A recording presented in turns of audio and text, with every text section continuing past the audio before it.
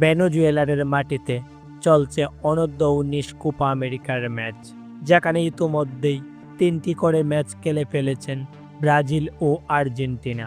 আর এবার অনূর্ধ্ব-19 কোপা আমেরিকার ফাইনাল রাউন্ডে নিজেদের চতুর্থ ম্যাচে মুখোমুখি হতে যাচ্ছে দুই চিরপ্রতিদ্বন্দ্বী আর্জেন্টিনা ও ব্রাজিল। আর এবার এই ম্যাচকে নিয়ে জ্যোতিষীটিয়া ভবিষ্যৎবাণী করেছে। প্রিয় দর্শক, বিস্তারিত থাকছে প্রতিবেদনের বাকি অংশে। বর্তমানে 3 ম্যাচ খেলে 9 পয়েন্ট নিয়ে পয়েন্ট টেবিলের দ্বিতীয় নম্বরে রয়েছে আর্জেন্টিনা। অন্যদিকে 3 ম্যাচ খেলে সমান 9 পয়েন্ট নিয়ে পয়েন্ট তালিকার সবার উপরে রয়েছে ব্রাজিল। মূলত আর্জেন্টিনার থেকে গোল ব্যবধানে বেশি থাকায় পয়েন্ট টেবিলের শীর্ষস্থানে রয়েছে ব্রাজিল।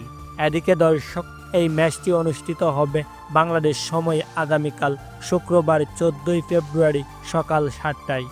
তবে দর্শক, এই ম্যাচের আগেই ফলাফল পাশ করে দিলেন জ্যোতিষীটিয়ার ভবিষ্যৎবাণীতে আর্জেন্টিনাকে এগিয়ে রাখছেন। তো প্রিয় দর্শক, এই ম্যাচকে নিয়ে আপনাদের কি মতামত অবশ্যই জানিয়ে দিন নিচে কমেন্ট করে। ধন্যবাদ সবাইকে।